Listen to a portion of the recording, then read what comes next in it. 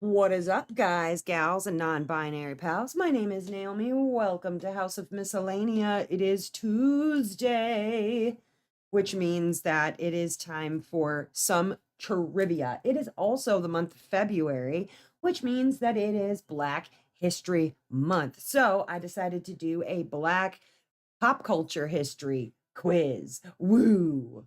All right, hope you guys are doing well. Let me go through my tools real quickly while we wait for peoples to show up and all of the fun things. This is my diamond painting pen from Diamond Pen Pal. You can find Diamond Pen Pal over on Etsy. This is the Satura pen, but it matches so well. I had to use it. Plus, I love it so much.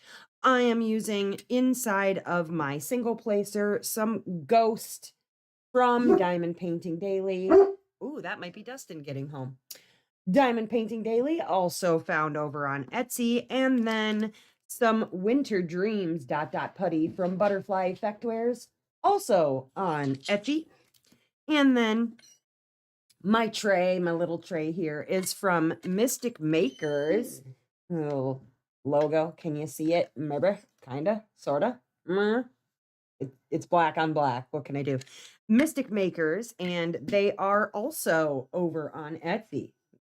And that is about it for my tools today. This has a removable stopper. I usually take that out because I don't need it, but it is shaped,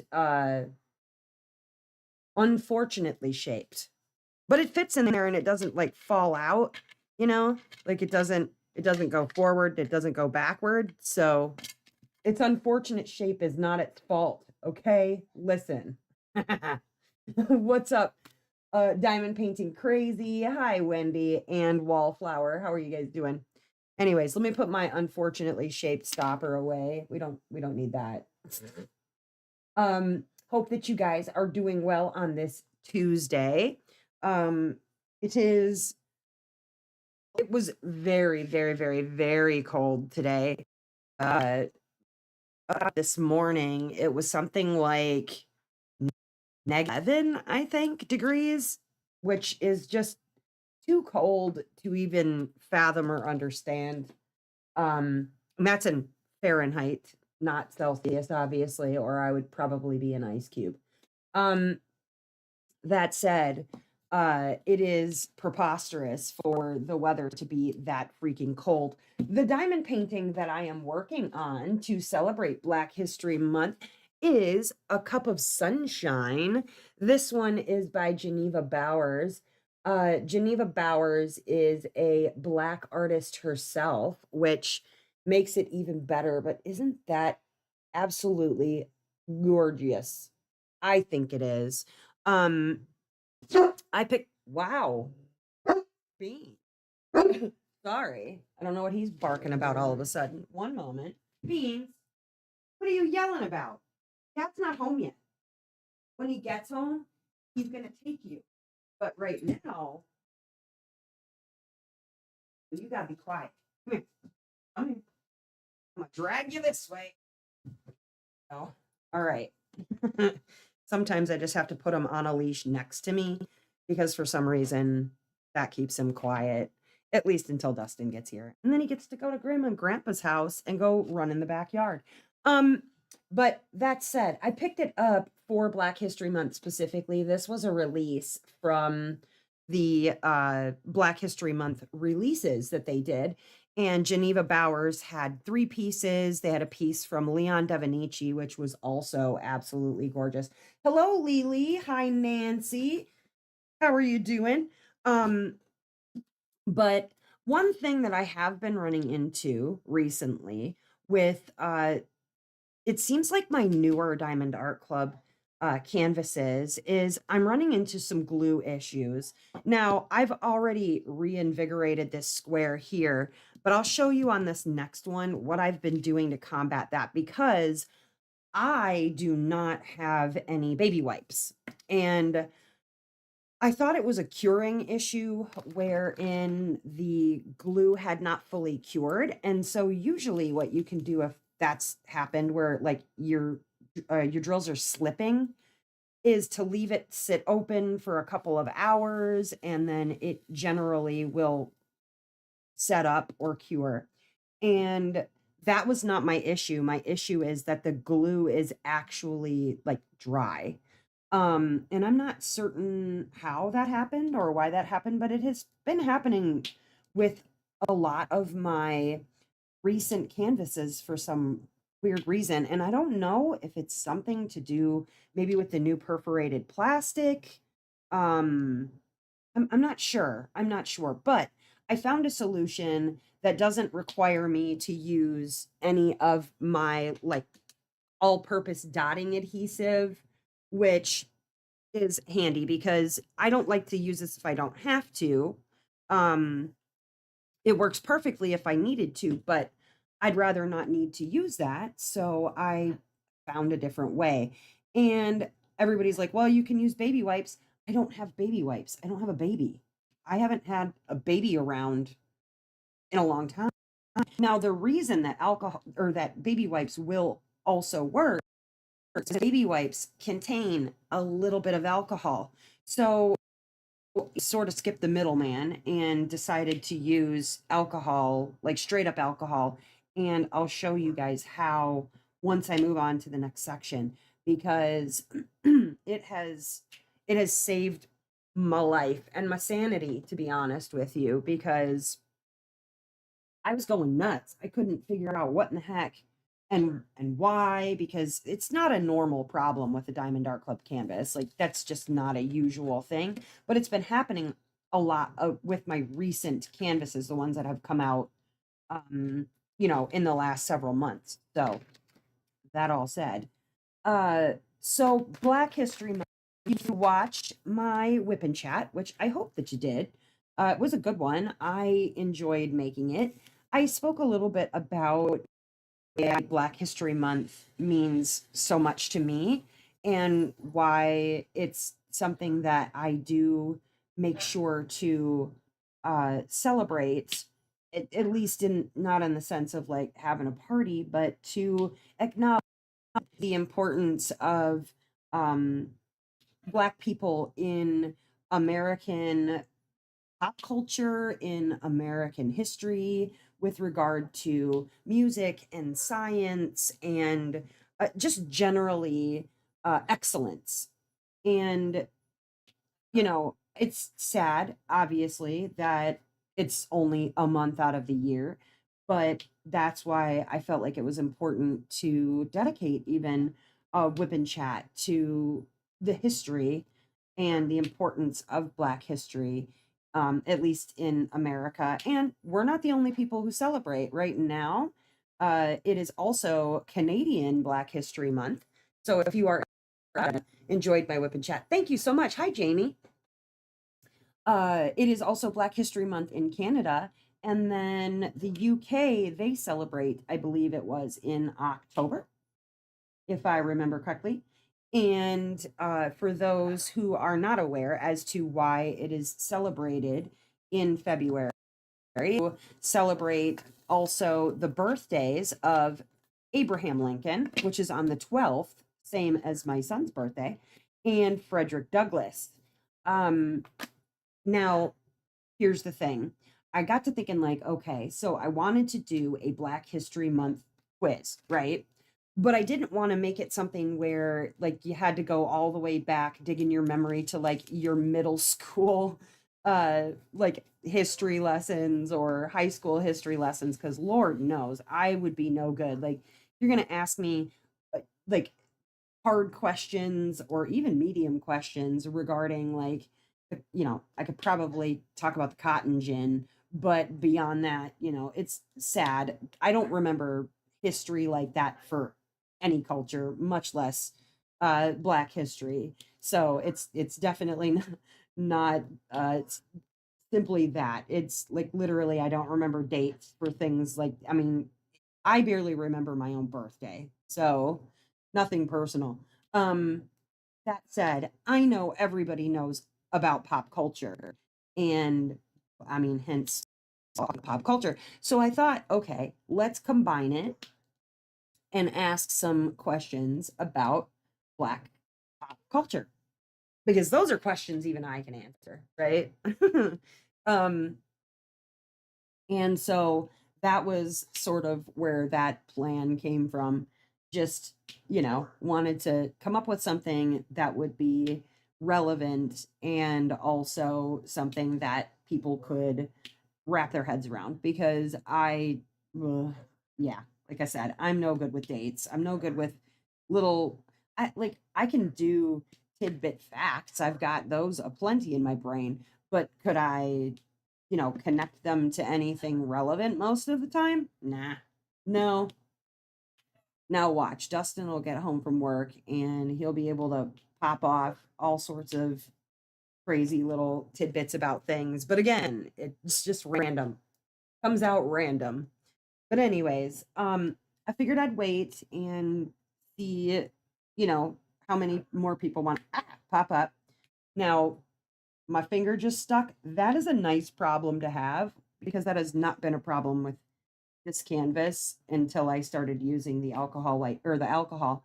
Um, and I bet you like an well, I don't know if it would have enough in it. See, I'm trying to think of methods or ways to reinvigorate the glue where you wouldn't necessarily have to put alcohol in a spray bottle because that's what I've done is I've put alcohol in a spray bottle, but not having baby wipes.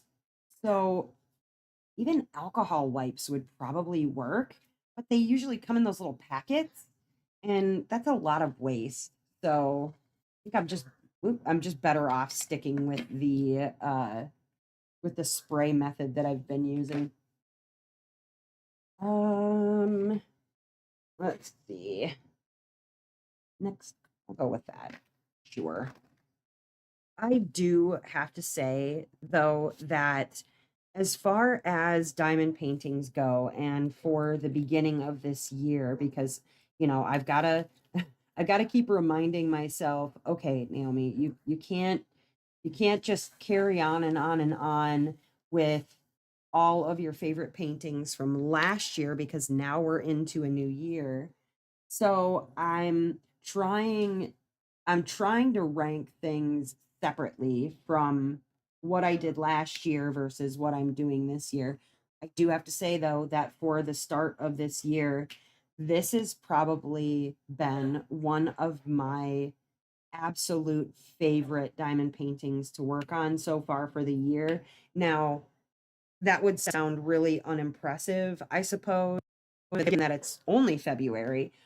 That being said, I this would be my sixth, seventh finish for the year. Sixth or seventh finish for the year so far. So I've got comparison. You know what I mean? It's not like I'm just, oh well, this is the second painting that I've worked on and therefore it is my favorite. No. I do have a little bit of a basis for comparison. What are you guys working on? Are you guys diamond painting? Are you driving? I hope that if you're driving, you're being safe. I was more aggressive with my alcohol wiping and the glue is sticky. Oh, good.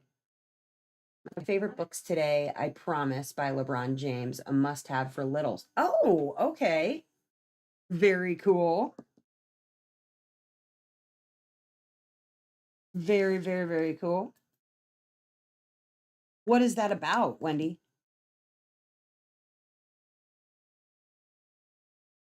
And LeBron James, Lord knows, will probably come up in one of these questions as it is definitely related to black pop culture.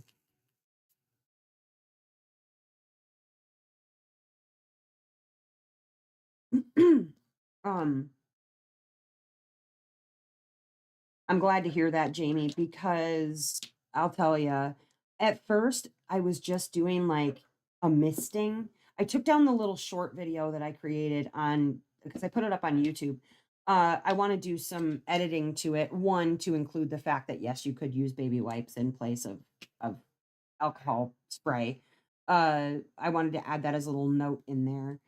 Just because someone had brought it up, I'm like, that's going to come up as a comment several times if I don't get ahead of it. So I'm going to make a new video. I'm going to include the fact that you could use alcohol wipes and then also to show a couple of updated things that I've done with regard to the alcohol method because I think just giving it a light spray isn't going to do it. I thought it would because it did on a square this size, but when working with a normal size square, you've really kind of got to go liberal with it. Got to go a little ham. Working on DP, the lotus flower. Ooh. Diamond painting Three's a Crowd from DAC. It's for my mom for Mother's Day in March. Oh, wow. I always forget when Mother's Day is. Um, I know like it changes every year.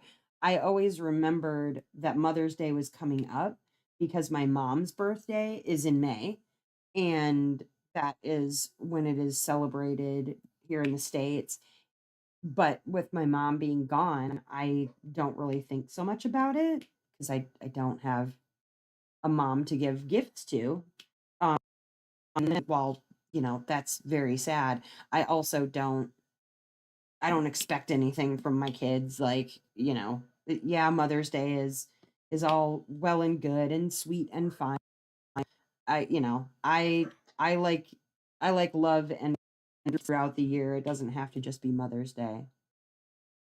It is nice to be remembered or recognized on Mother's Day, but that doesn't always happen. It was different when the kids were in school because, the school has things for Mother's Day and Father's Day and whatever little gifts, macaroni necklaces or whatever. And now if they're not being told to remember things, we see if anything. I get a text message or uh, a happy Mother's Day when they get up. That's all right. Like I said, I'm really crappy with dates anyways, so like I'm lucky I remember my own birthday, much less anybody else's. It's a rhyming story of simple promises children can make to be. It's a very empowering book. Oh, that sounds amazing, especially for littles. Hawaii Mama, I'm working on Sleeps with Butterflies. Oh, Brenda, I'm jealous. I am jealous. I thought about for Bring Your Blooms working on a Margaret piece, and I'm like, Naomi, you just did two Margaret pieces at the end of the year and the beginning of the year. You really don't need to do another Morales right now. I don't, but need that's see, there we go. I don't need to do anything, but I do love to work on a Morales. But I'm like, no, don't do it. You'll regret it. Just something else. So I did uh end up picking a piece for Bring Your Blooms, which on our Discord, Bring Your Blooms is a DP along that we're doing for March and April. Black History Month is February and March. If you're she says you didn't give me enough. Oh, well, grab some like loose cereal or something from off the top of the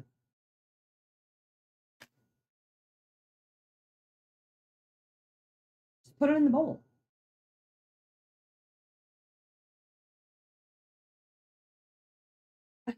Weird bird. That weird bird.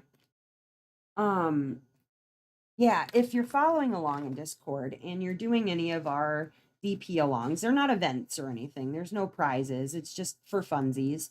We're doing Black History Month right now where Sarah, she's been adding a fact every day regarding Black history, which I've loved. Winter nap and Alice came today. Mine is supposed to be here. I'm not sure when. It might already be here for all I know. Nope, not yet. There was a person just truck that had stopped in front of my house. I don't know what the dude was doing. I thought he was delivering a package because I don't know what on track comes in. I haven't seen an on track vehicle. So I wasn't sure if it was just some random person delivering out of like their personal vehicle, which I'm sure could probably be the case, but he didn't end up dropping a package, I don't think. So I'm waiting for my new Alice from from Margaret. And then I also, because I had a coupon, well, it was my cards. I turned in my cards for a gift card, and um, I caved, and I ended up also getting a Mrs. Butter D because I have none. And I've been talking about picking up a Mrs. Butter D for months. So when I saw they were dropping the Mrs. Butter D, I was like, perfect. Perfect timing. I'm gonna get myself a Mrs. Butter D. And then this last week of drops, that was so mean. It was so mean to everybody. It's looking stunning. I have about 3 rows left. My goal is to get it done next week. Ooh. Well, call me jealous because yeah, I love that piece. I love that piece. It's gonna be so hard to pick. I had a hard enough time picking this last Mary Morales, which canvas I was gonna work on, or canvases I was gonna work on for it. And then they just keep dropping all of this good stuff. And I mean, it's a good problem to have. It's definitely a good problem to have. Togo. Well, that, and like I said, maybe just grab her a little handful of general foods. Could be. Sorry, the bird's squawking. Um, did anybody else grab anything from this last weekend's drops?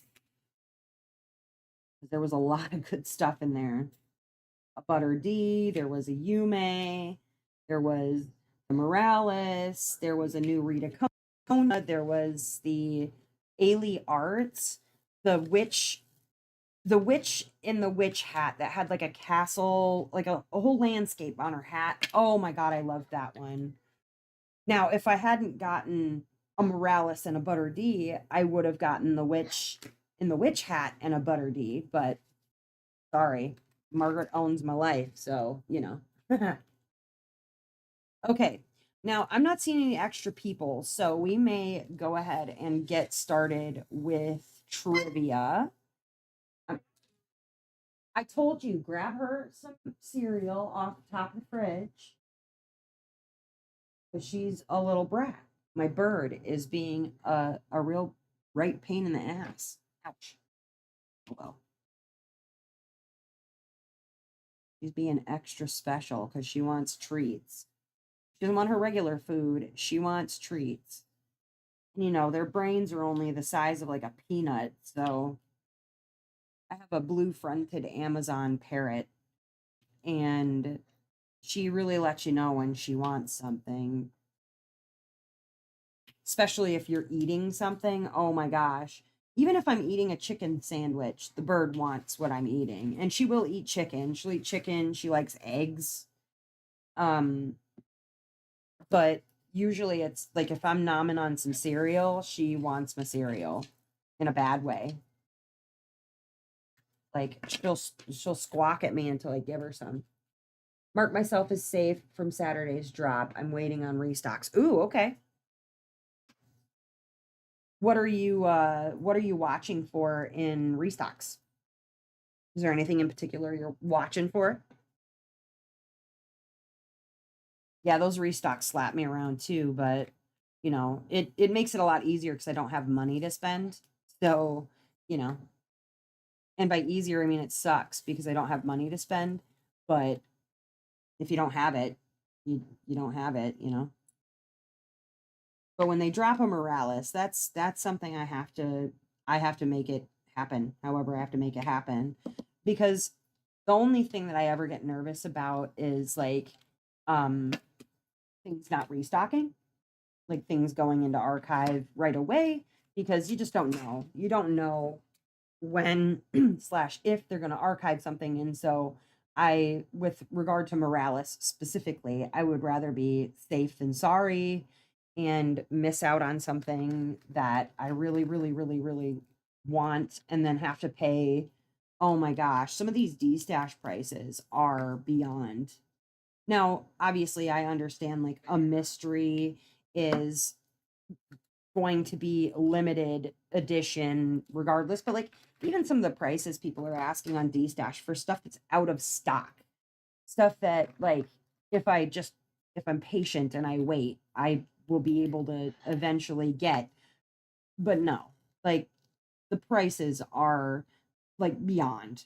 They're beyond, and it's kind of reprehensible how some people will buy extras because they can afford it, you know, whatever. Let's say they bought two canvases of one painting and then they turn around and, you know, even if it's only 10 bucks, they jack up the price on DStash and then resell it.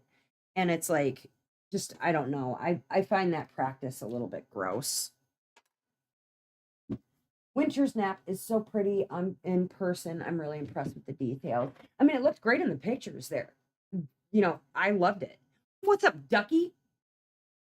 Okay, so like I said, I prepared a Black History pop culture trivia for you guys today, which I will get to. Let me first show you how I get my glue to be reinvigorated because here is what I've been dealing with. And it hasn't been every square, like this one is a little tackier than most, but not everywhere. I'm running into this issue where I can touch all over my glue and it is not like it's slightly tacky, but it's not very tacky. What I'm doing, I shall show, is I have, oh, my mouse isn't working. Everything froze. Well, I hope you're able to see because I don't know what's going on with my computer right at the moment. Come on, computer. What just happened? That is so weird. I hope you guys can still see me because everything on my computer just froze. Yay. Well, I think you can. Anyways, I don't know what just happened. Like I can't even see chat. I can't see anything because my computer's frozen. Interesting. Come on, computer, wake up. Anyway, I'm gonna just keep going and hope that you guys can see. Okay, so this open square that I have here, I still have my plastic attached. I'm gonna take some 91% isopropyl alcohol. And that is my isopropyl alcohol. I have that, and I put some into a spray bottle. Okay, and I'm going to, at first I was like literally lightly misting it, and now I am like actually giving it a good like, so I give it a, well, when my spray bottle wants to work. Spray bottle, everything's breaking down on me today. Come on, spray bottle. There we go. I gave it like a good liberal spray. Okay. And then I close it. I smooth this down and kind of make sure that the alcohol is all over that area. And then I just sort of wipe it off the rest of the other stuff so that it's like dry up here, whatever. And then I reopen it. Just that makes sure it spreads it evenly. And then I let that dry out a little bit. There we go. Seriously, I don't know why my whole freaking laptop is frozen. Hold, please. Hey, Ray, can you do me a favor? Can you pop on your phone onto YouTube or come over here, pop onto YouTube and see if it's still live because my computer literally froze and I may need to restart everything, which would be a pain in the butt. Ray, can you come here with your phone for a second? Because I'm not sure if I'm still live. My computer is frozen. I can't see chat. I can't see anything. So if you could come over here and look at YouTube for me. Yes. The problem is I can't see chat. I can't see anything. It's agitating. So like I don't even know if I'm still live. I don't know what's going on.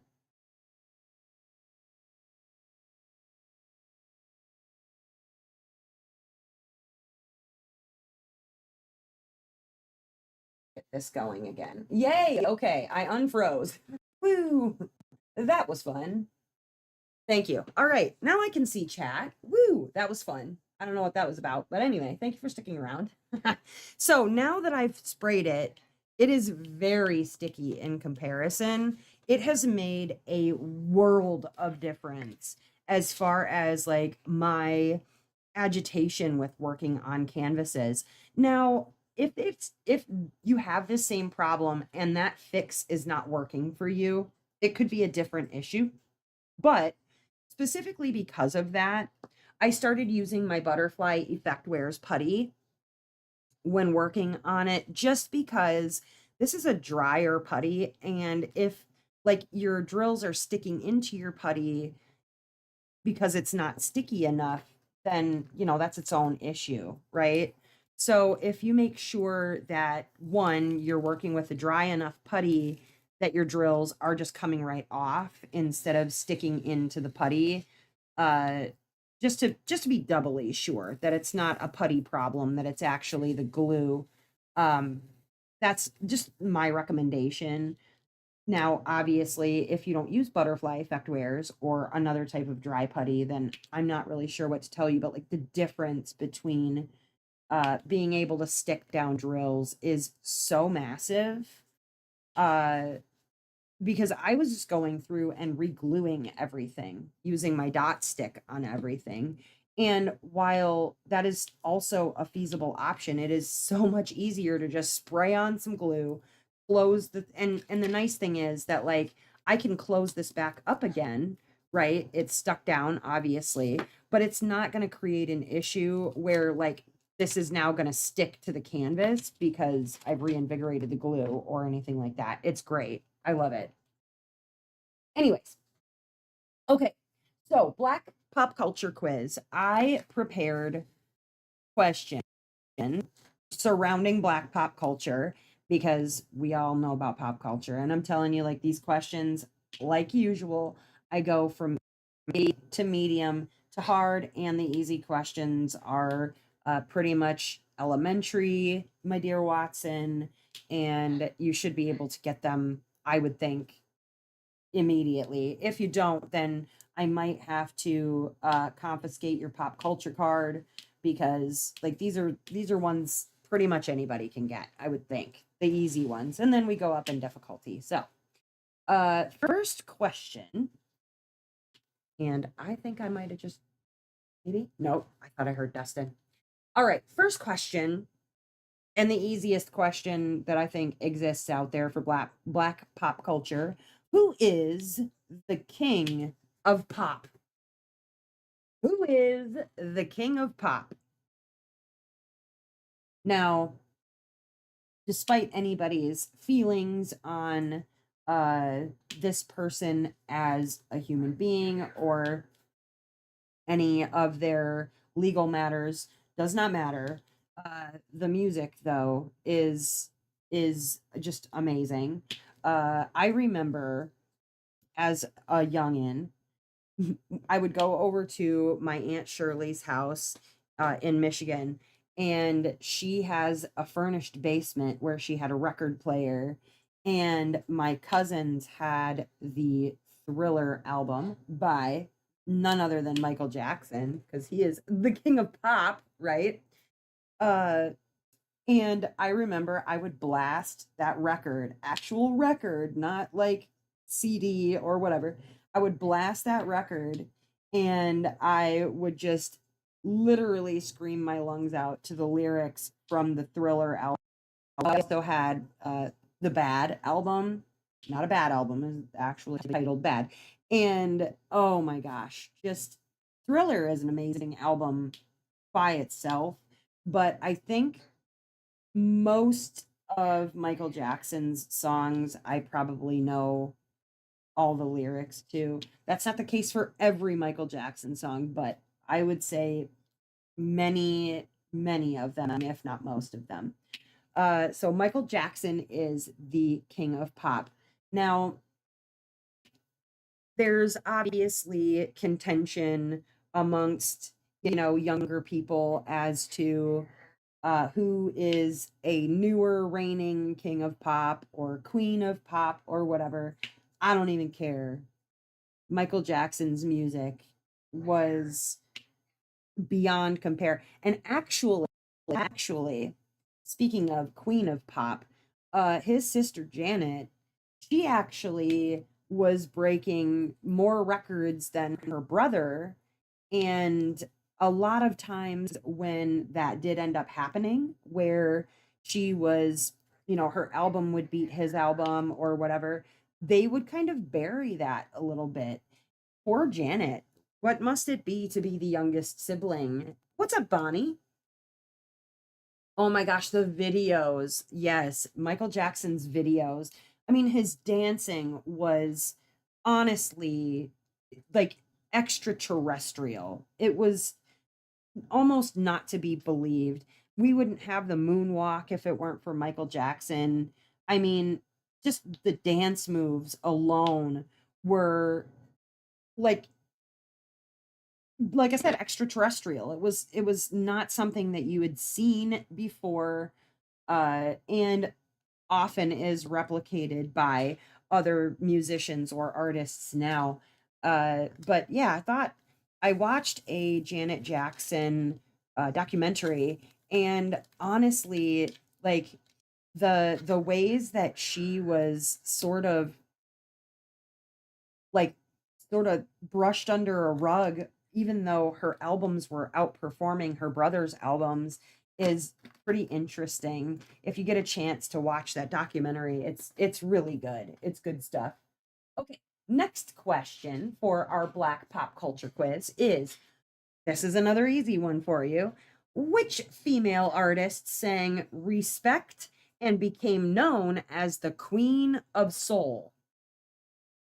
Which female artist sang Respect and became known as the Queen of Soul? Now that's a pretty darn easy one, I would think. Yeah.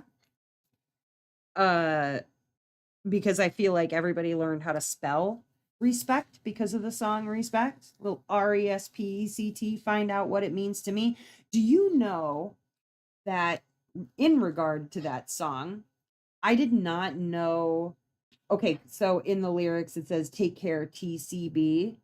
I didn't know what TCB was for the longest time until I saw that referenced again elsewhere.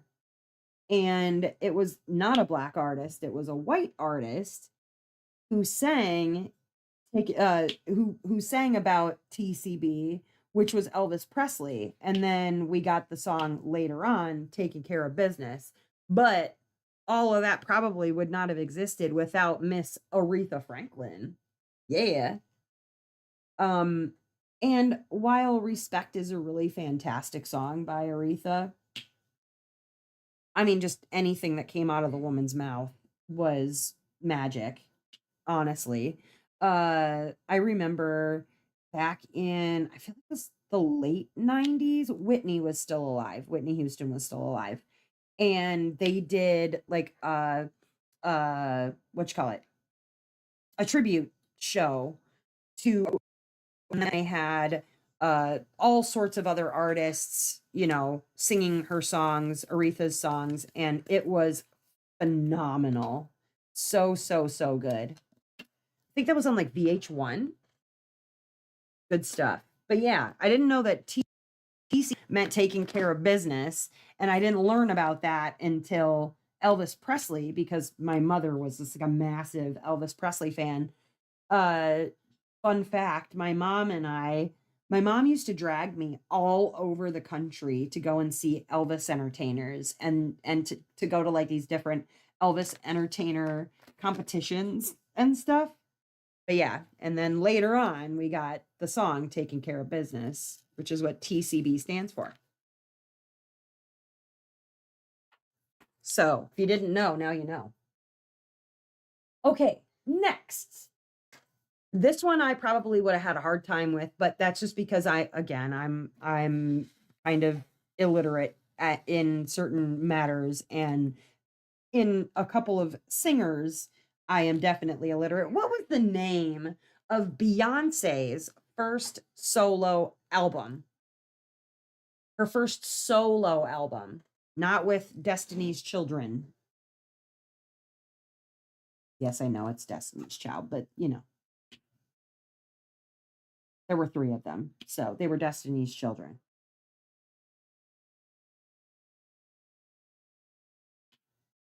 Of which Beyonce was the front, like lead singer, even though, they were supposed to be equal. They were not equal. And Beyonce's mom made all the costumes for Destiny's Child when they were getting their start. In fact, Beyonce's mom made a lot of the wardrobe choices when she wasn't making their costumes herself. She was designing their costumes.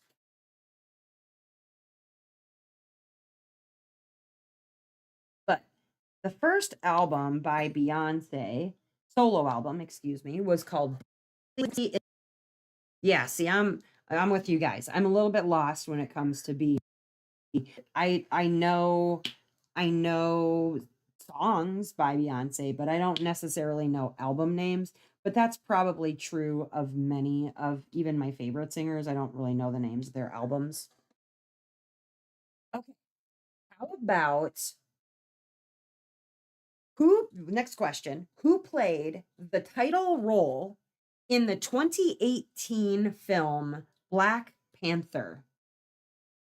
So who played the Black Panther in the 2018 movie Black Panther? I love his name. For the record, his name is very, very fancy. It makes me feel like my name sounds like I am uncultured swine, but who doesn't love a name like Chadwick Boseman? Chadwick Boseman played the Black Panther.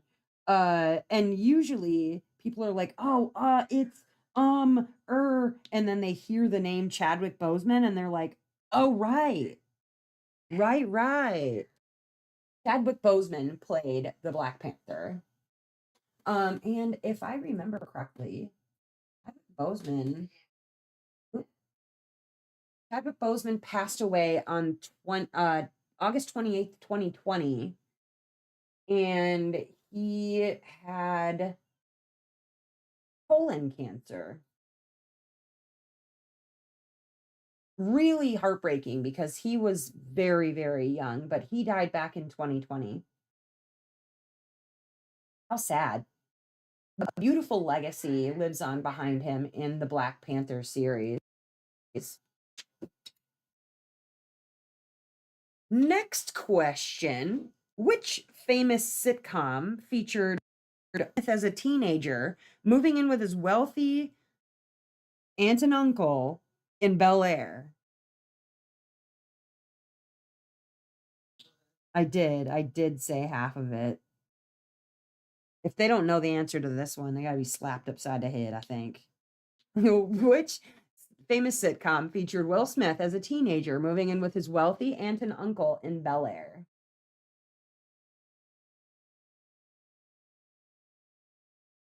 And speaking on very, very amazing black actors, I was looking at like the Oscars, and I feel like, we all very, very, very, very clearly remember when Denzel finally won Best Actor. It took way too long, to be honest. Uh, I was looking back at like which other Oscar award winners there were. And one that I was very surprised not to see on the list was Idris Elba. What an amazing actor he is. Love Idris Elba.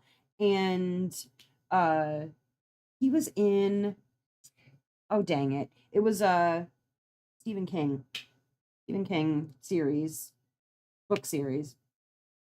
Dang it. Brain went blip. Nope. You don't know. Either way, Idris Elba, and also an incredibly good looking man. Woo! Yeah, thank you, Togo. Woo!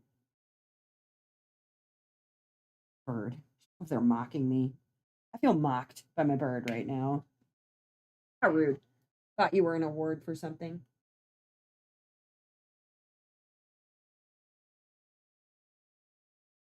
You thought I was an award for something? Yeah. Yes. The answer to the last question was The Fresh Prince of Bel-Air. A duh. Right? Slap Will. Yeah, no doubt. Well, that was the other thing that happened during an awards show. Will Smith was not taking jokes about his wife. Understandable. I feel very passionately about our significant other, but he decided to give Chris Rock a good smack across the face for a very, very poorly timed alopecia joke. All right, let's see. You know what, Jamie? Let me look.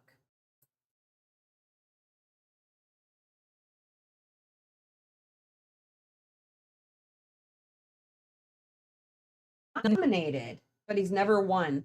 He was nominated for Beasts of No Nation in 2015, and he was snubbed. Thor Ragnarok, he was nominated for Outstanding Supporting Actor, but did not win. He was nominated for Best Actor in a Motion Picture Drama for Mandela: Long Walk to Freedom, but did not win. Was also nominated for Best Actor in a Miniseries or TV Movie for Detective Chief Inspector John Luther and then 3,000 Years of Longing, he was nominated for Best Actor, but he has never won. How sad is that? Right, Golden Globe, but I was talking about Oscars.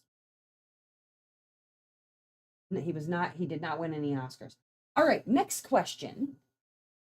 Which Black athlete won 4 gold medals in the 1936 Berlin Olympics, defying Hitler's Aryan supremacy narrative? Which Black athlete won 4 gold medals in the 1936 Berlin Olympics?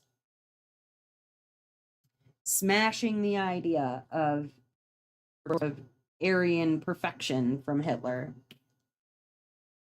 This was one that I actually remembered, surprisingly, because like I said, I'm a treasure trove of useless knowledge. This was one of the facts that stuck, and that's Jesse Owens. Jesse Owens won 4 gold medals. That's impressive. I don't care who you are. That's impressive. Next question. What comedian and actor played Medea in a long series of films?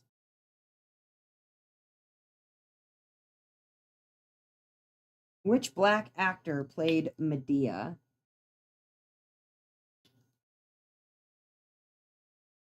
I think most people should know the answer to that question, because dude is kind of everywhere. He is also responsible for hold on.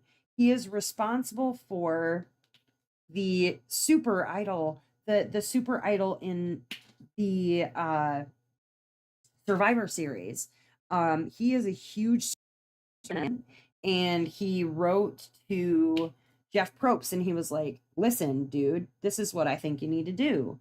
And the reason that it was not well received at the time was because this was during Tony's first season that he won. spoiler alert. Tony the cop, he wins his season and uses the super idol, and I think it probably would have gotten better reception, the super idol, but people didn't like that Tony had it. Well, the thing is with the super idol, just off topic, but a little still on topic. The thing about the super idol is like it's way too overpowered. It's way too overpowered. What's up, Sarah?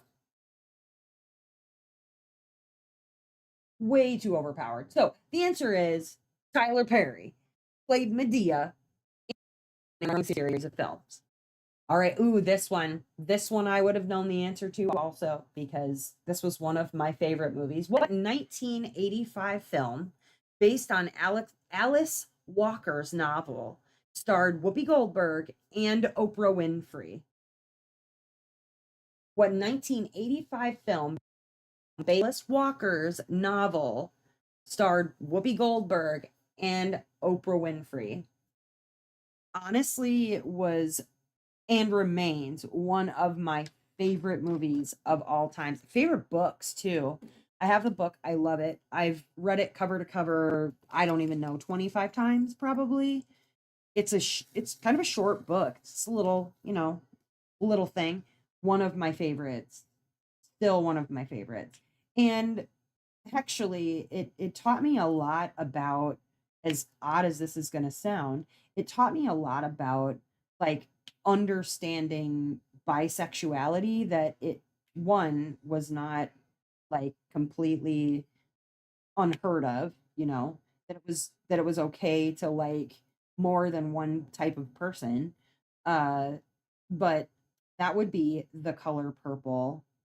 I absolutely, it also had, a phenomenal actor, Danny Glover, in there. Oh my goodness, such a great movie. Such a great movie. Just amaze balls.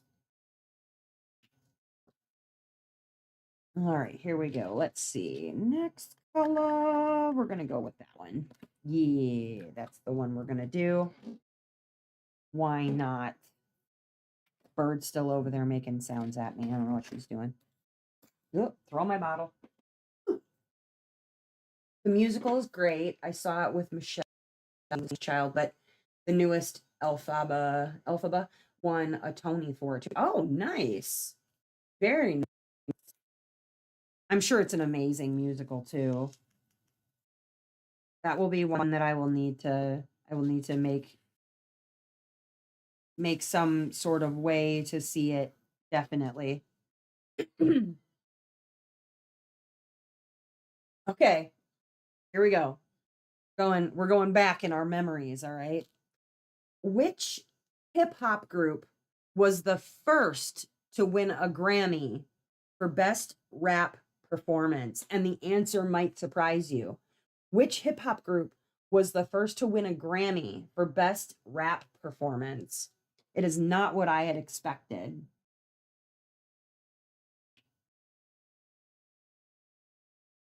I was surprised by the answer. I think I probably would have thought it would have been, I don't know. I guess I don't even know what I thought it would have been. Hmm. I mean, I remember when we were seeing a lot of mashups, like the time with the Aerosmith mashup for Walk This Way. Uh, that was pretty incredible. But first ever Grammy for Best Rap Performance was to Will Smith, and DJ Jazzy Jeff would not have been my guess. I don't know if that would have been your guess. Definitely would not have been my guess. That sort of blew my mind a little bit. DJ Jazzy Jeff and the Fresh Prince. Okay, speaking on Oscars, who was the first Black woman to win an Oscar for Best Actress? Bonus points if you can name the movie. Who was the first Black woman to win an Oscar for Best Actress? This one I remembered. I didn't have the movie right, but if I would have thought about it, I probably would have gotten it correct.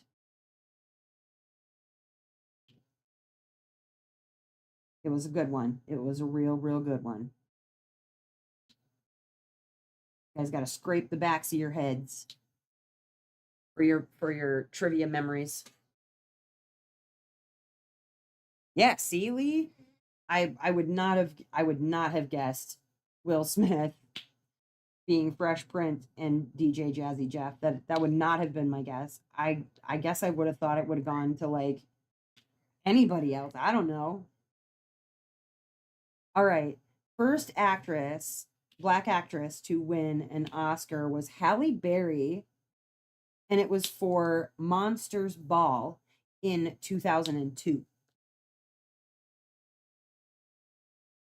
Hmm. Jamie had the movie.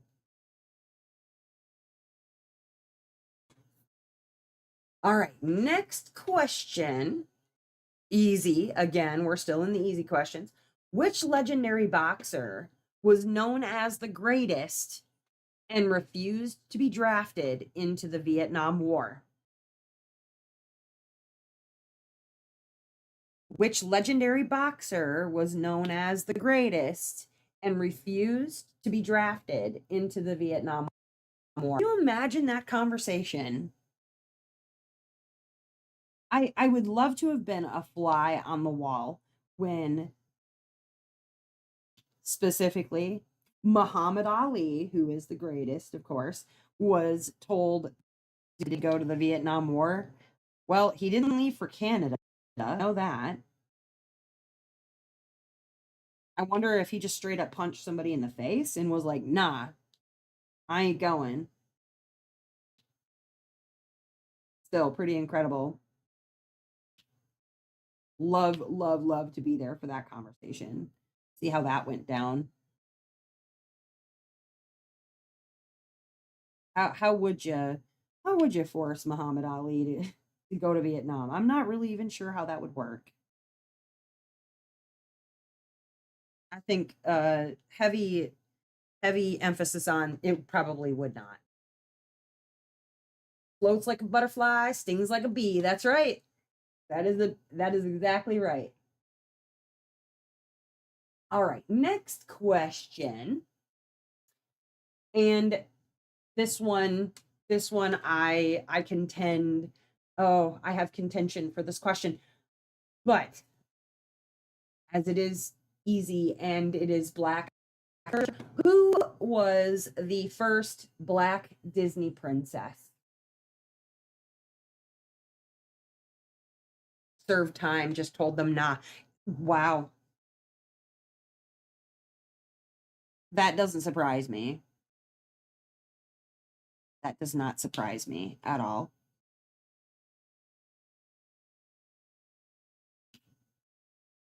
I did not get a chance to see uh Will Smith's performance as Muhammad Ali. Um Still need to.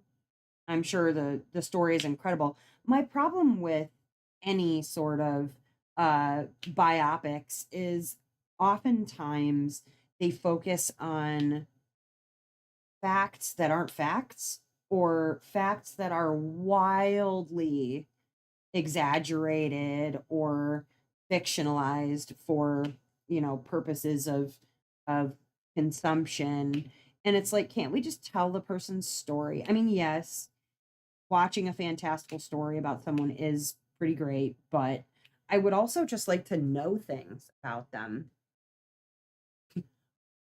So technically, Tiana is the first black Disney princess. Yes, Jasmine was a brown princess, but not she was not traditionally black. The problem with Tiana as a black Disney princess is the fact that through 90% of the movie she's a frog.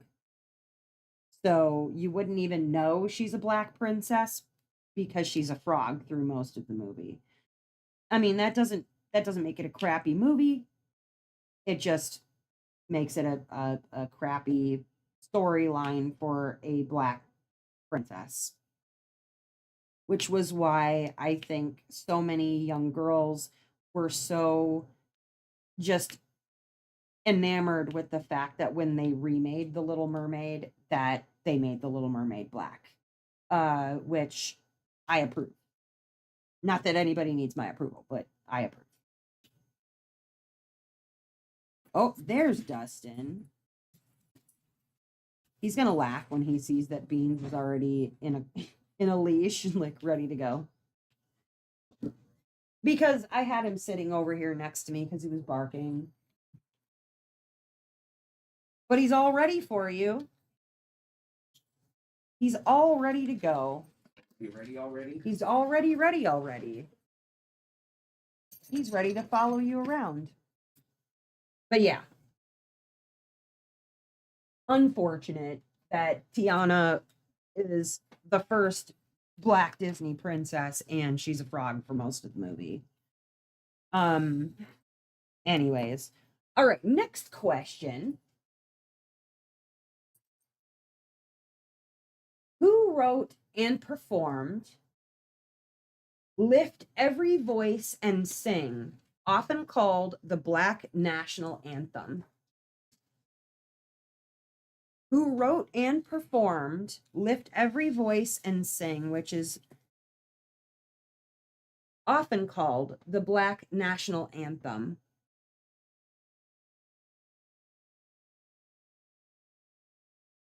No time to take outside legs off. I know. You just shouldn't waste the time. It's funny because he changes out of his work pants, but right into pants that look like his work pants. He just takes sort of like his work shirt off. I find it pretty incredibly hilarious.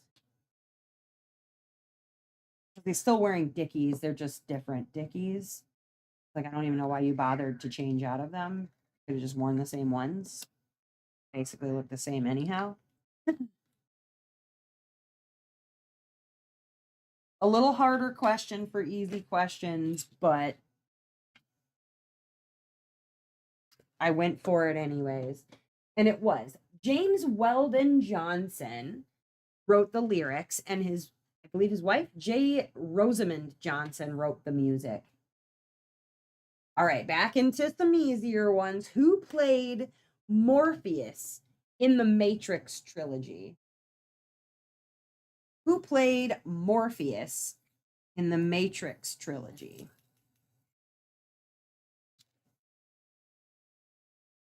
And I actually, okay, so we'll get into fun facts. I prefer this particular actor, though.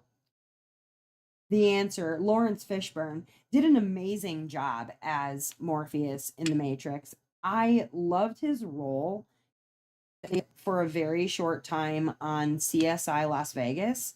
He sort of took, if you watched CSI, he took Grissom's place kind of as like that sort of fatherly-ish role. He wasn't the lab supervisor at the time. I believe Catherine was the lab supervisor. And he took over Grissom's spot for a hot minute, like as that sort of fatherly figure in CSI Las Vegas. And his wife, beautiful woman, absolutely beautiful. Why can I not think of her name? She was in now hold on. That's gonna bug me if I can't think of her name. Lawrence Fishburne's wife. Gina Torres. Gina Torres is absolutely gorgeous, first and foremost. And she had a very like special role on Angel. And I am a massive Angel fan. So the fact that Gina Torres was in Angel is pretty special to me. Because, I'm a nerd, big nerd that way. Suits. Oh yeah. Yeah.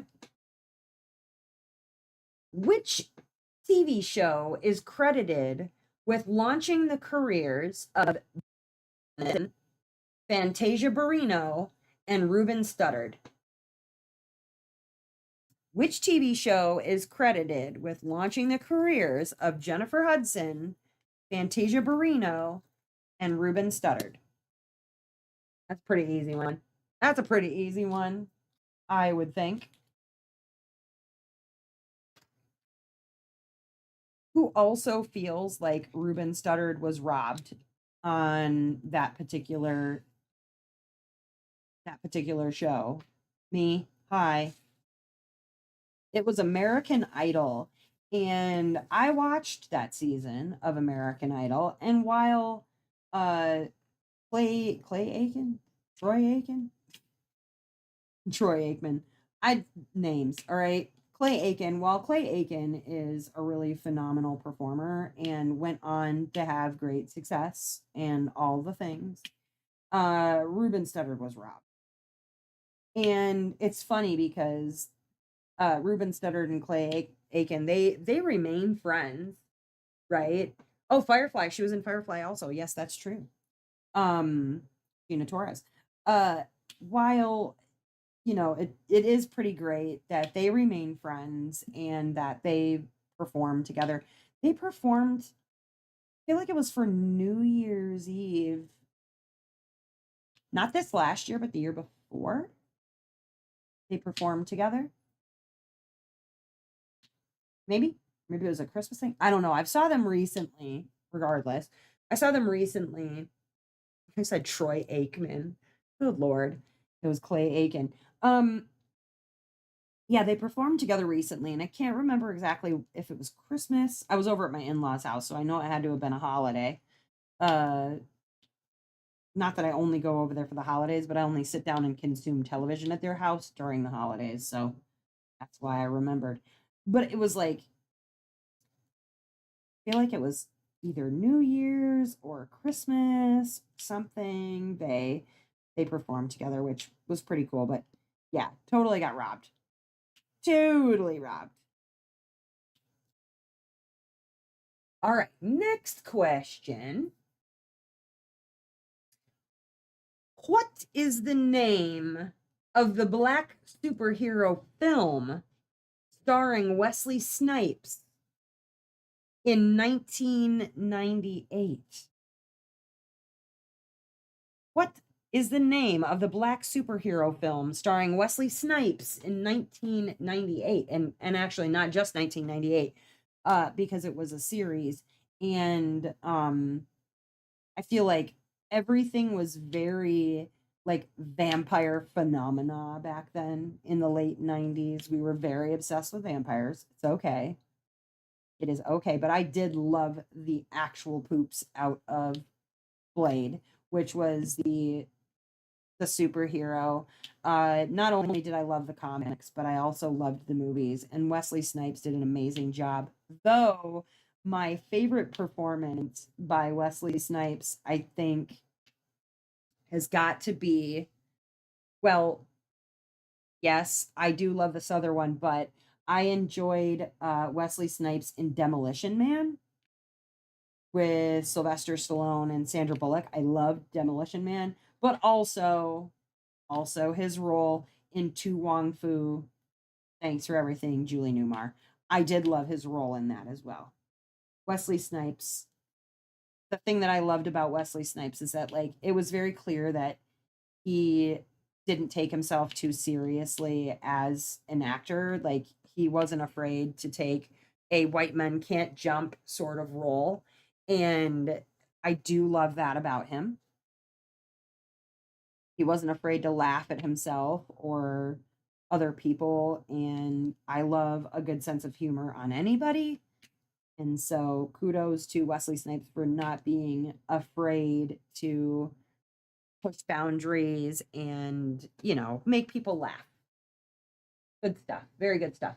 And even in To Wong Fu, where he famously plays a drag queen, it was done well, it was alongside Patrick Swayze and John Leguizamo, and it was done in such a in my opinion, it was done in a very um respectful way. It wasn't it was funny, yes, but it wasn't funny because it was three guys dressed as drag queens.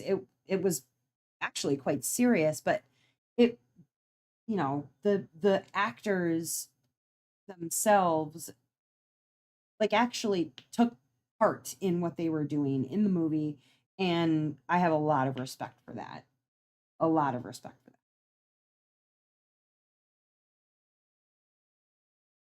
Really good stuff. But yes, he was in Blade, the Blade series. All right, next question. Let's see. Oh, here we go. What influential rap group released Straight Outta Compton in 1988?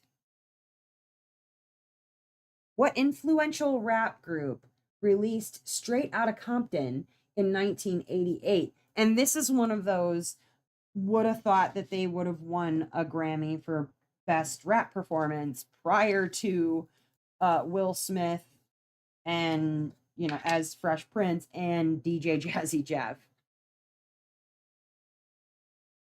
I won't tell you what it stands for, but it was NWA. And like I said, I feel like NWA should have really probably been recognized, not just NWA, but that's at least one because Straight Outta Compton was a very influential album generally. And it was NWA. And let's see. Oh, here we go. What year did Barack Obama become the first Black president of the United States? What year did Barack Obama become the first Black president of the United States?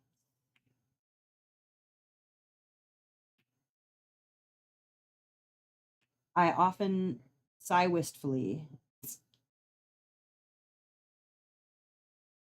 Was the year of our Lord, the 2008. Pretty incredible, though. Not only to have a Black president, but then to also have a Black female vice president. Incredible stuff. And to have that same Black female vice president be a serious contender for president. That's pretty cool, time that we live in where we get to see things like this happen. I used to work in like an old folks home, right? Like an assisted living, memory care situation. And one of the residents there, she was 101 years old, about to turn 102 before I left. And to talk to her about some of the incredible things that she's seen, changes she's seen happen over the years that she's been alive was pretty amazing. And that was one thing that we did talk about quite a bit was like, her being able to see a Black president or a woman vice president. Pretty amazing. She passed before Kamala's run for president, so she didn't get to see that, but pretty incredible. Love listening to the Obama speak. Oh, I know it. Oh my gosh.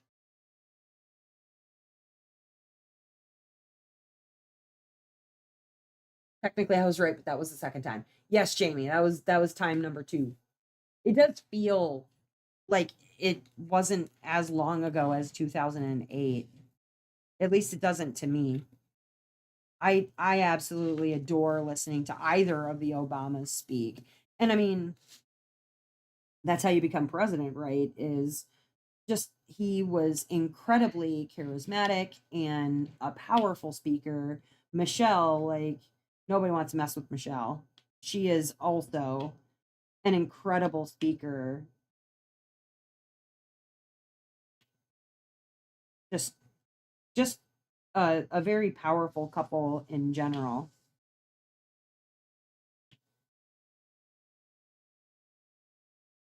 Not right enough, Jamie.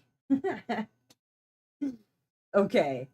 Oh, here we go. Which basketball player was had a nickname, Air, and then his last name.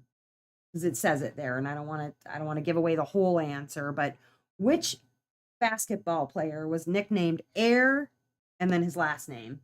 That should be easy enough for you to get. He's got shoes. He's got shoes named after him as well. Can't get it off of the shoes. I don't know what to do for you. Oh, geez. I didn't realize I have this whole section right there. I was not really a huge basketball fan. Like that wasn't so much my jam. I mean, I have sports, whatever, but there at least I can say that I do know who Michael Jordan is, right? I think most people know who Michael Jordan is. It is fun to see well, one, that he didn't take himself too seriously and did a movie like Space Jam, but also to see like other basketball um athletes like uh Shaquille O'Neal also does not take himself too seriously. He does a lot of funny things. And, like seeing him in commercials, I gotta giggle. I just have to giggle. Is it his birthday today? It might be. Michael Jordan's birth. Michael Jordan's birthday was yesterday. Yesterday was his birthday. Happy belated birthday to Michael Jordan. What was the first major black owned TV network? What was the first major black owned TV network?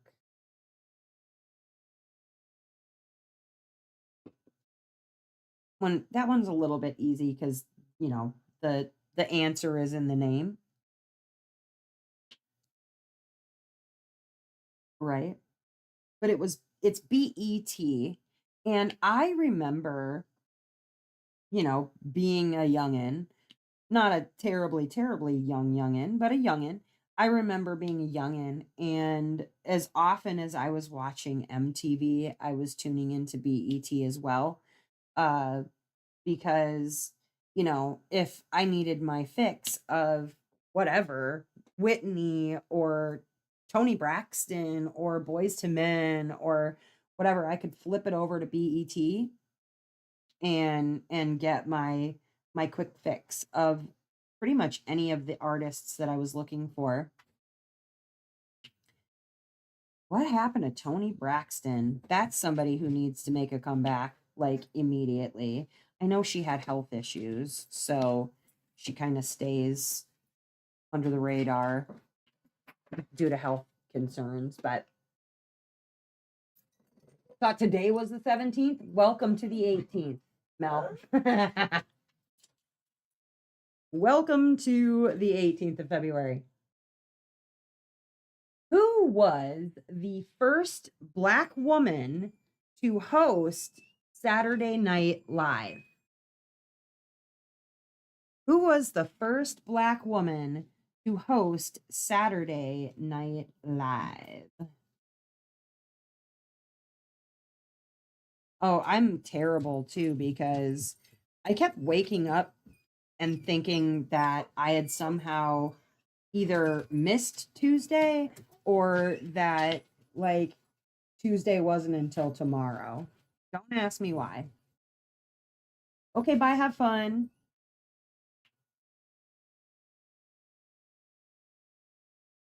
Have a beautiful time. He's taking Bowie with him, so she's back there just yelling about it. The answer is Cicely Tyson. Cicely Tyson was the first Black woman to host Saturday Night Live. One of my favorite Black women on Saturday Night Live has always been Maya Rudolph. And any other answer to that is the wrong answer to that because Maya Rudolph is incredible. I loved her role on The Good Place. Still one of my favorite surprises from that show. I loved The Good Place as a show generally, but the fact that she had a role in it just made it that much better. Loved it. Absolutely loved it. All right, let's see here. What 1989 Spike Lee film is known for its powerful message on race relations?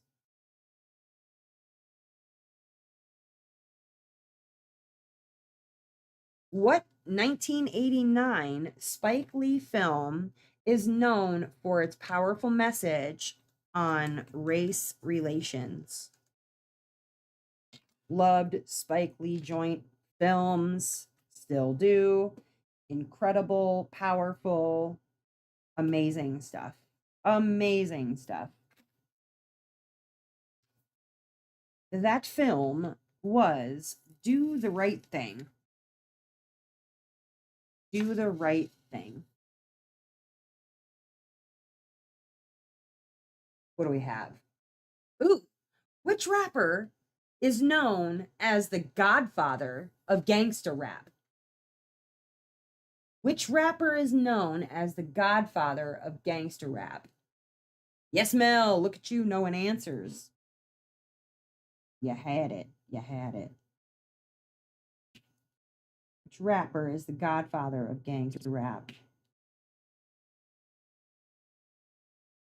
I can't keep my ices straight. So for some reason I thought Ice Cube. It's not Ice Cube, it's Ice T. And I'm sure we had enough laughs out of that in the 90s, late 80s, 90s. Ice T, Ice Cube. I couldn't always keep them straight. I do remember though that I had a thing for Ice Cube. Yes, I did. Woof. Good looking man. Very good looking man. And funny. Hilarious. Hilarious dude, also, for the record. With that one. Vanilla Ice. That's another ice person. Yes.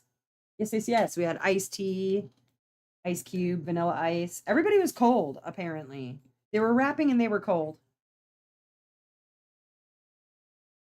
All the time. Just freezing.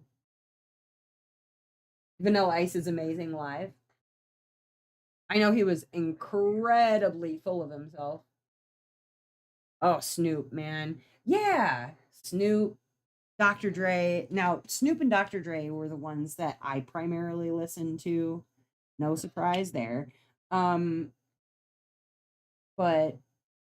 which was, I don't know, like I was around for all of the East Coast, West Coast drama that was going on at the time and all of the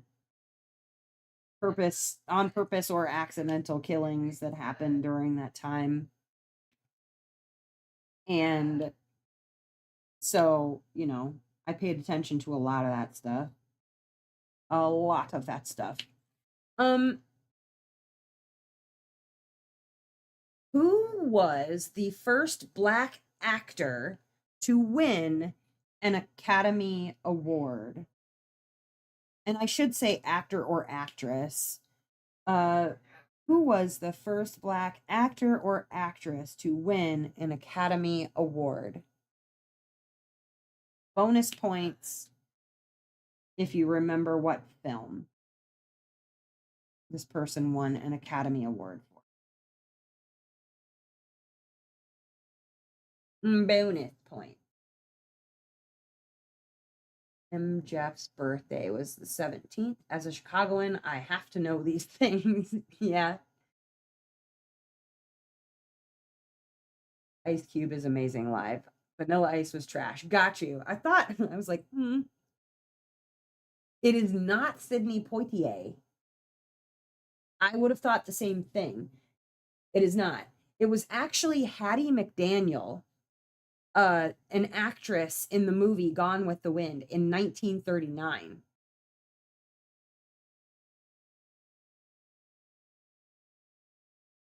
But Sidney was no slouch either, as he was the first black man nominated for an Oscar. Oh, and to win an Oscar. No, I lie. He isn't. He isn't the first. Hold on a minute. Hold on a minute.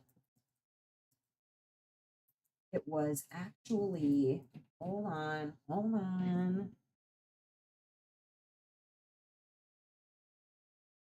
Because I looked this up. The list of Black Academy Award winners and nominees. Oh, don't even have Hattie on here. Oh, because I'm looking at man. The first was Sidney Poitier. He was not the first nominated. That's where I get mixed up. It was Noah. Where's the one? He was first nominated for the Defiant Ones. He won for Lilies of the Field. There was, hold on. But that was in 1963. Hattie was the first to win an Academy Award in 1939. Oh, backward. Oh, that was going to be your fact of the day tomorrow. Well, look at me. Okay, which rap duo released the song? It gave away. Oh, okay. Which rap duo, their names, released Outcast and the hit song Hey Ya? So, what were their names? Yes, I understand that together they were Outcast, right? But what were their separate names from each other?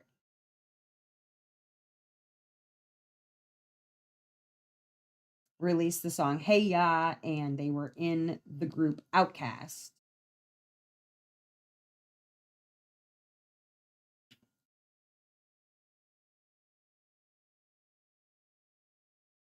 Was Andre 3000 and Big Boy.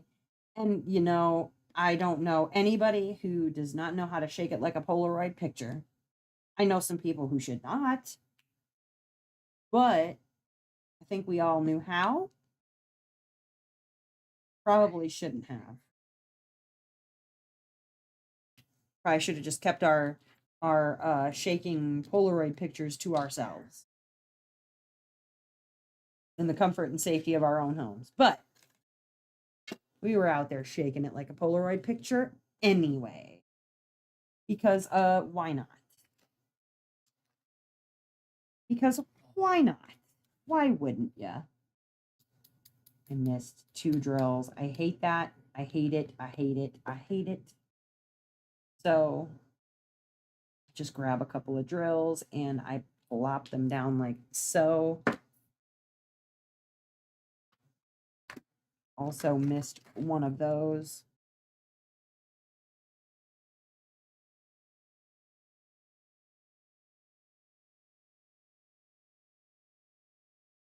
Yeah. All right. Next question. What is the longest running Black sitcom in television history?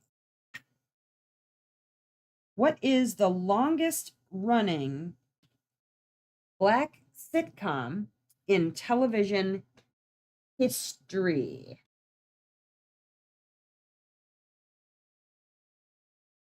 I listened to some of Andre's flute album. Both of them are so sickeningly talented. It is a little disgusting in a good way, but like craziness. Both incredibly talented men. Andre 3000 and Big Boy.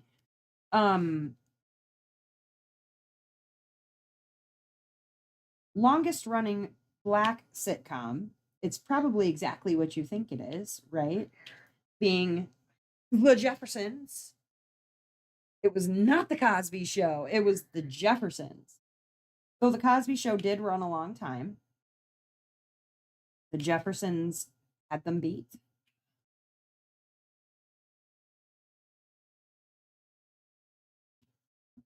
Loved, loved that show.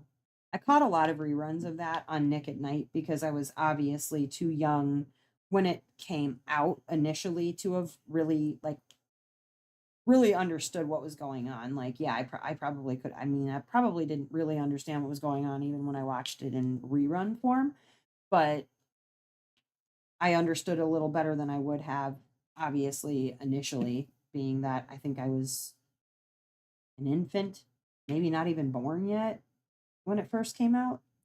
Thank goodness for Nick at Night. I caught a lot of shows I wouldn't have if it weren't for Nick at Night, like I Love Lucy and just all kinds of things. Wouldn't have the same appreciation as I do because I wouldn't even known about them. But it was The Jeffersons. There are 10,000 million episodes of that damn TV show. Oh, you're talking about The Cosby Show? House of Pain. Damn, Tyler Perry messing up the culture. Oh, could be. All right, let's see. Oh, here we go. What was the first film directed by a Black woman to be nominated for an Academy Award? What was the first film directed by a Black woman to be nominated for an Academy Award? Bonus points for the name of the director. I remembered this one, but only because this was fairly recently. I still have yet to see the film, and I really like, I need to see the film.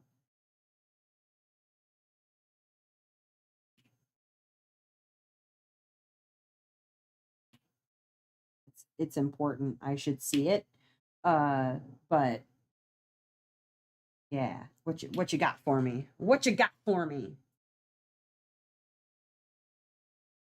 It is the first film directed by a Black woman to be nominated for an Academy Award is Selma. And the director was Ava DuVernay. Selma. That is one that I have yet to catch, and I really, really, really need to see it. I was probably waiting for it to hit a streaming service or something like that, and then just forgot about it. So I will have to take a look and see. Actually, let me do that really quickly and see where I can watch.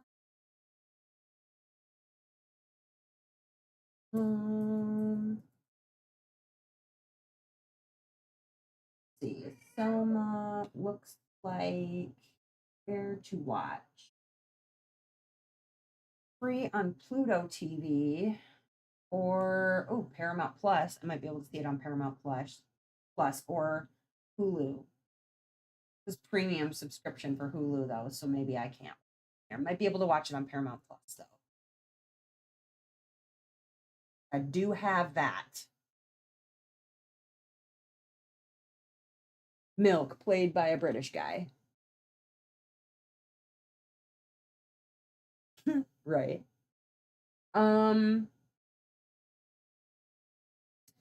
Let's see. Which Black actor played Killmonger in Black Panther?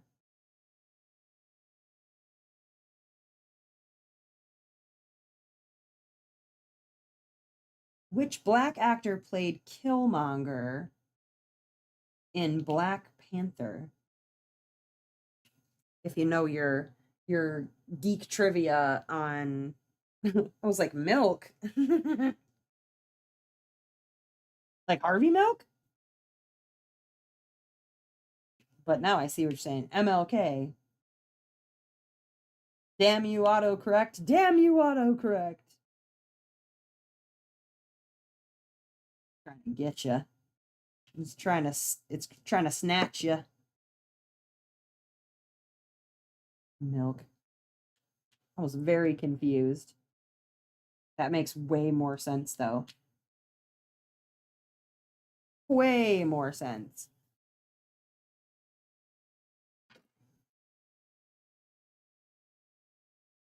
Yes. Yes, it is Michael B. Jordan, the other Michael Jordan.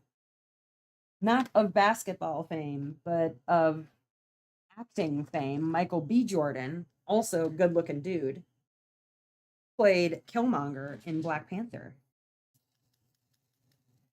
All right, next question.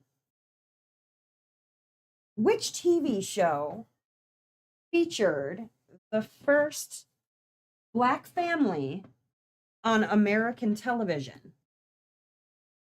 What TV show featured the first Black family on American television? This one was a hard one. I did not know the answer to this one, I will admit. I didn't know what this was. I had to do a little bit of research.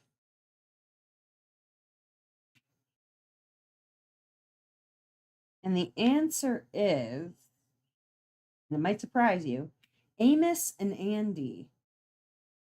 And lose my card for stuff like that. Amos and Andy. Amos and Andy was an American sitcom that was around for 4 seasons. It was a radio sitcom about Black characters, initially set in Chicago and then later in the Harlem section of New York City. And the creators were Charles Correll and Freeman Gosden. It was on WMAQ 670 AM Chicago, NBC Radio, and then on CBS Radio and Television. Amos and Andy. And you can find out more facts about Amos and Andy on Old Black Hollywood. Very, very cool stuff. Yeah, much earlier than that. Go back to radio and good stuff. Oh, what? Wow. Sugar. Is it time for a shaming? I've been slacking. Hold on. Get over here, you little woofer. Get over here, you little woofer. It's time for a sugar shame because Sugar barked. She barked at what? I don't know what, because she's all alone. There's no other dogs here. So here we go. Sugar. Do, do, do. Oh, doggy, doggy, do, do, do, do, do, do. You are a cutie dog, and you're gonna say hi to people. Oh, shake like you're in trouble. Yeah, yeah. Here, hold on. I gotta hold still. Hold still. No, don't fall over. You're gonna fall. Hold on. Trying to grab something, and you're all falling all over the place. It's a dog. It is a doggy. There she is, cute baby. She made it so long, I know. She didn't make a peeps, and then all of a sudden, just all of a sudden, yeah, you be good. You be good. No boofing. What are you boofing at? You don't even know. Oh, I know what you were boofing at. Hold, please. I have a package. I have a package. She was barking at the package. Just a moment. Hey. Package. I got a package.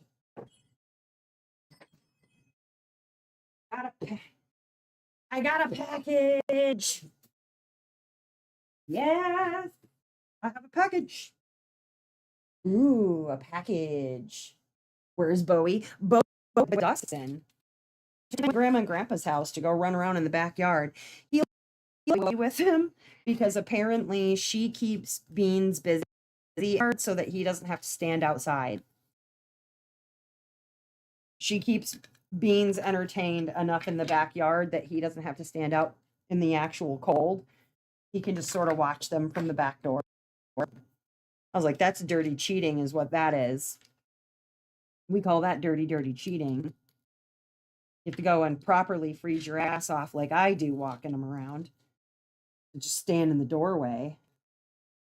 That is the nice thing about his parents' house. They have a full acre backyard and it's all fenced in. So he can go run around in the backyard and feel like he's running free, but he's not free at all, which is lovely for him and for us because you can turn him loose and he feels like he's getting away with something, but he's not. Like a butthole. He also, like, there are spots in their backyard that he's allowed to dig up. So when we go over there in nice weather, that's what he does. He gets himself muddy in the backyard because he knows he's allowed to. It's the one spot in the yard he's allowed to dig. And boy, does he ever. Sugar prefer to stay home during such outings. Sugar doesn't really like the car. I mean, Bowie doesn't really like the car either. To get places. She likes to go places, but she doesn't like to be in the car at all. No, Sugar doesn't like being in the cold at all. Like at all. When I take her out to go to the bathroom, she gets her bin as quickly as she can, and then she saves her poops for in the house because, you know, that's just a chihuahua, I feel like. She'll go out there. If it's cold, she'll take the little pee that she can, and then she basically walks on her front legs to get up to the house because she doesn't like her feet being cold. And honestly, right now, as it's diving back down into the negative temperatures, um, I don't like to take her out too long anyways, but yes, I did get my Margaret Alice. I did, in fact. Hold on. I will show you. I will show you. She beautiful? Beautiful. All right, let's see. Ooh, I have two canvases in two canvases. Wow, it's big. Oh my goodness. It's bigger than I thought it was. Not the Alice, the other one. The other one's in a long box. Yes, we have another round Morales. Yes, it's Alice and Roses. We got Alice and Rose now. Look at her. Oh, she's so pretty.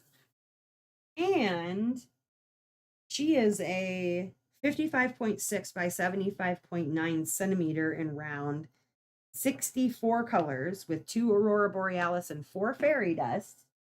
And then this other one that I got is a square. Look at it. Look at it. Look at it. Look at it. Yes. It's this one. Love, Music, and Family by Mrs. Butter D. And it's a 60 by 84.9 centimeters in square. This one has 48 colors, including 6 fairy dust. 6 fairy dust, that's it. Look at it though. Oh, I'm very excited. I don't have any other Mrs. Butter D. Mrs. Butter, however y'all want to say her name. I don't have any other ones, and I needed to get one because I don't have any. The problem is though that I can't work on it, or well, I don't want to work on it just yet because then I won't have any more. You know what I mean? I need to get at least 1 or 2 other Mrs. Butter D's before I move on to actually painting on any of them. Is that weird? Is that weird? I feel like it's weird, but I also feel like it makes sense to at least you guys, because the thing is, like, I don't want to diamond paint the last Mrs. Butterdy that I have, and then I won't have another one until I have another one. And Lord knows, I mean, I don't buy every Mrs. Butterdy that I would love to be able to collect Mrs. Butterdy, but I don't have the money to like collect really more than one or two specific artists out there. So I'm only collecting Morales like specifically right now. If I had more money, maybe I would be able to collect other artists, like everything that they make. But there's so many Mrs. Butter D's out there generally that, you know, maybe when I have some money, I'll grab up what I can. But yeah, I don't want to work on it because I don't want to then not have a Mrs. Butter D to work on. So be right back in the same boat I'm in now. So I'll probably wait until I have another one before I work on that one. Most likely. As weird as that is, that's just weird, but what do you think about her stark white hands blending with her dress on Alice and Roses? I think that they do a pretty good job of like making them stand out against the fabric of her dress. Like there's some pretty good lining in there to delineate those. And I think like being that it has it right in front of the bow, I don't know. I don't feel like it blends, but that's just my personal feelings. I could see why you would think that. I could see why you would think so. But and I know they won't be working days because I just finished an Alice canvas from Morales, so I'll probably wait to work on her for a hot minute. She'll be in my stash for a while, I'm sure, before she gets any particular loves. It just happened to work out that I had a little extra money and a $50 gift card thing from my cards that I was even able to get those in the first place. So I'm very grateful for that I was able to do it. Otherwise I would have been probably crying. Okay, where were we? Oh, here we go. This one's Black popular culture if I've ever seen it. Who was the first Black Miss America? Now, this one is a little bit controversial because as far as I remember, she did not stay Miss Black America, Black Miss America for very long. Her title was taken away from her.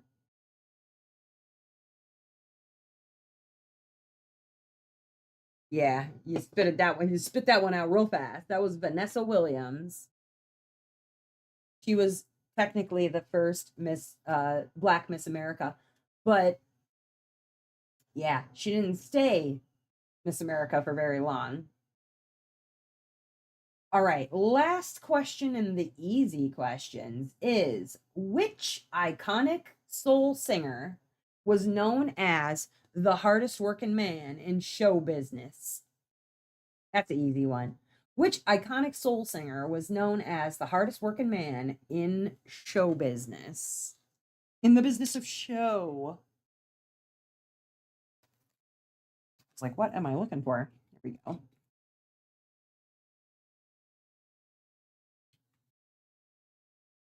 Give you a hint. He feels good. Na na na na na na na. The hardest working man in show business is James Brown.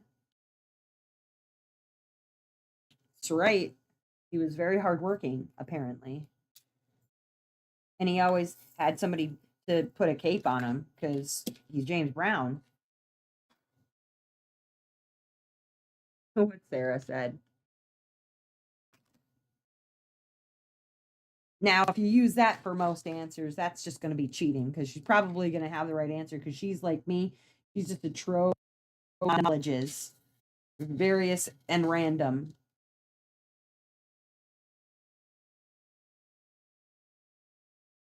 Sarah knows a lot of things about a lot of things.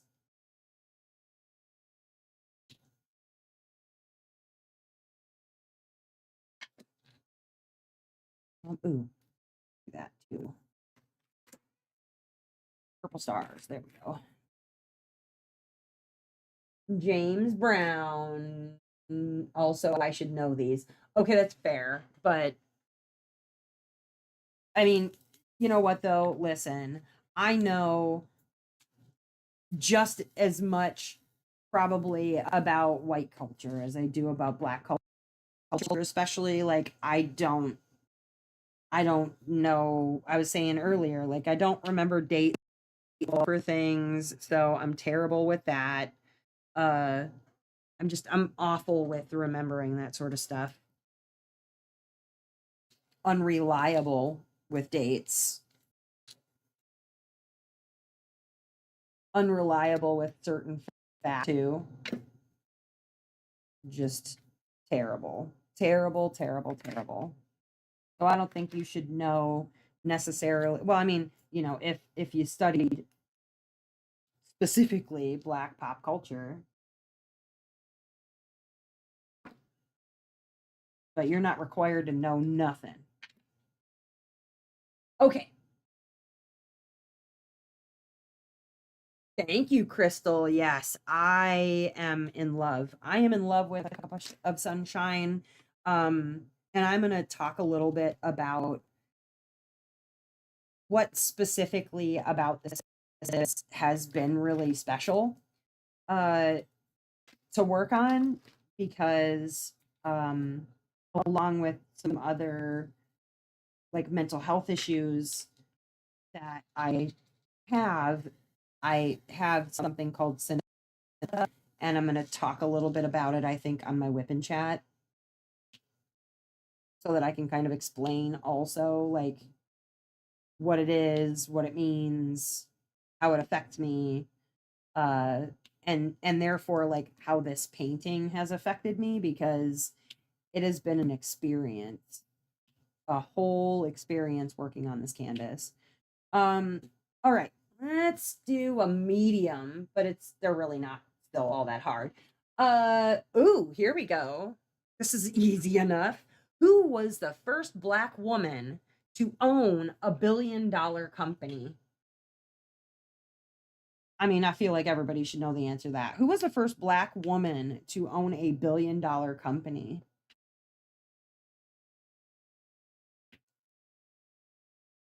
And no one was surprised. Because if you don't know the answer, you're going to hear the answer and you're going to go, oh, yeah, duh. Of course. I don't think you'll have to stretch very hard to get the answer. Yes, of course. It is Oprah Winfrey.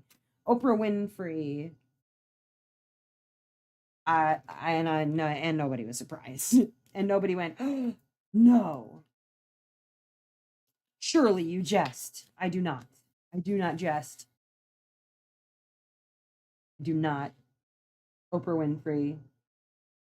Very, very wealthy lady. And I mean, she worked hard to get there. So, like, no discredit to that. She worked her booty off to get where she's at. But nobody was surprised to find out that she was the first. What Sarah said. Yes. Um, all right, next. Oh, here we go. This is still easy. What is the name of the dance move popularized by MC Hammer? What is the name of his dance move? I think everybody should know the answer to this one. It's a pretty easy one. What is that dance move called?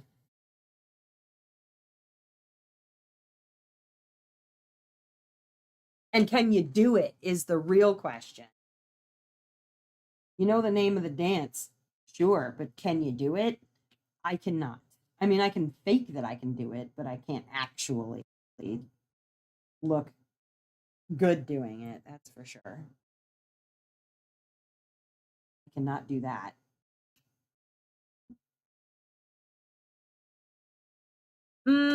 He did popularize the Running Man, but literally the dance that he came up with was the Running dance. It's the like the little shuffle sideways thing, hammer dance. Yeah, very just exactly what you think it is, that dance. He did do the Running Man,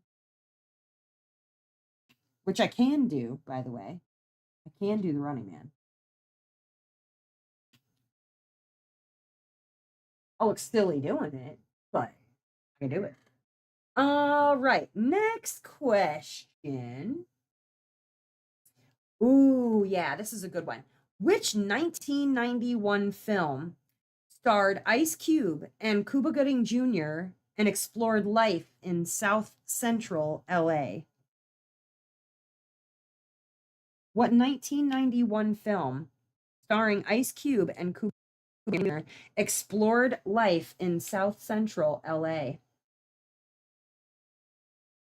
It's a typewriter. It does kind of look like a typewriter. It's like diddly diddly diddly ding, diddly diddly diddly ding.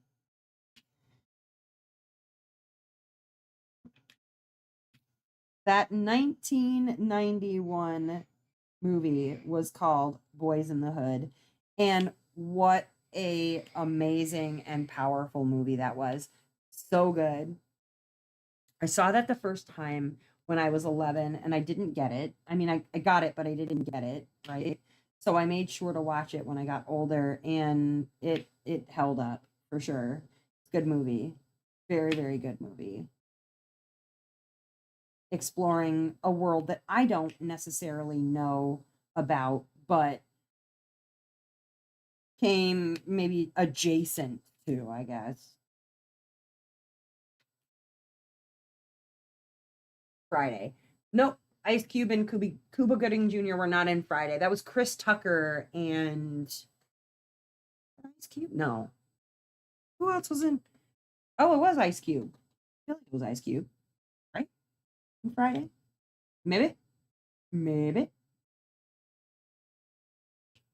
All I can remember from Friday. Well, I can remember a lot of things from Friday, like Bye Felicia. That's where that came from. But the dad, don't go in there for about 35, 45 minutes. Yep. I remember that because I use that line a lot.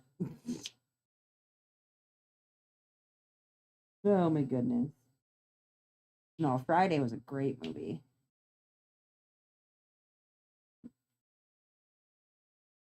All right, let's see.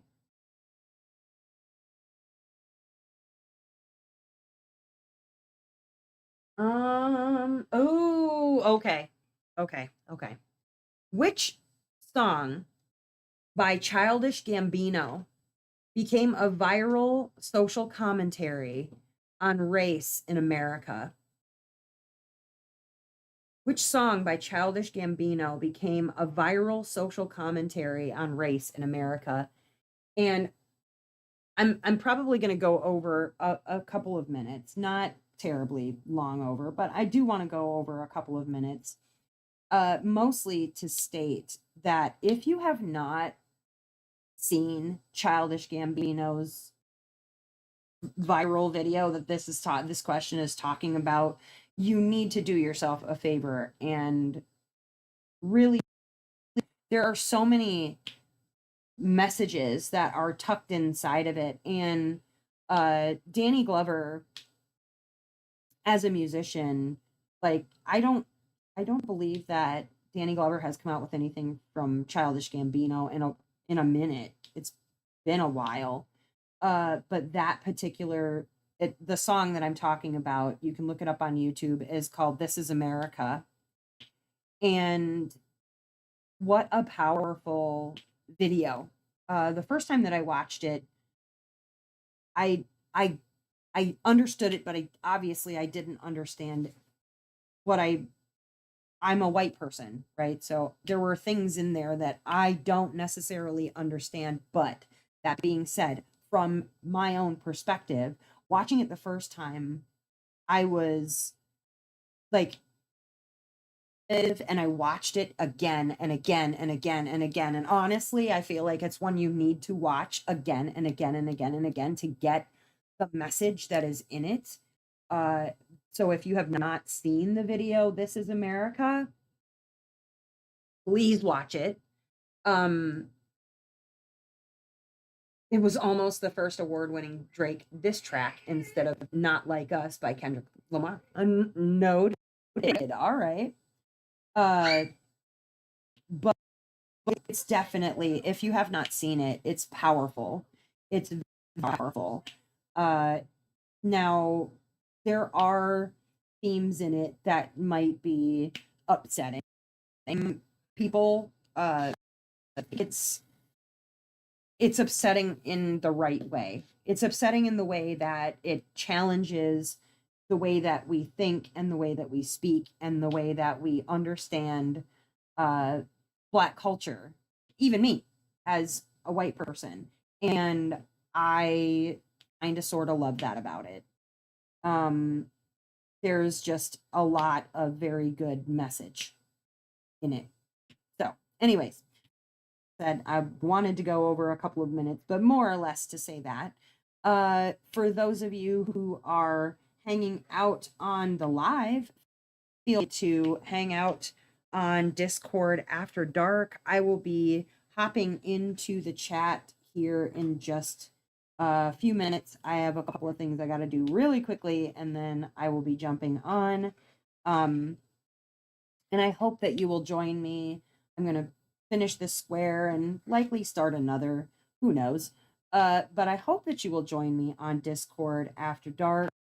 Voice chat. It is totally free if you have not already joined Discord. If you don't know how to use it, and you join and you're like, I have no freaking idea what I'm doing, literally go into anywhere and type, hey, I'm lost. Please, somebody help me.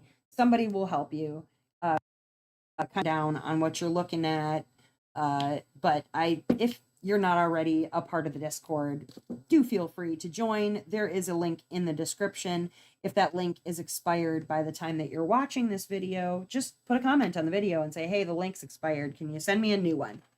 That all being said, you guys, thank you for hanging out with me on a very chilly Tuesday. Hopefully, I will see you again either Thursday for the live on Twitch or again right here on YouTube on Saturday. Both of those at 7:30 p.m. Central. Otherwise, as I always say, you hope that wherever you are in this great, big, beautiful world, that you are having a terrific, phenomenal, amazing morning or afternoon, whatever time it is, wherever you are. All right, guys, I'm going to see you again soon. Talk to you later. Bye. Bird.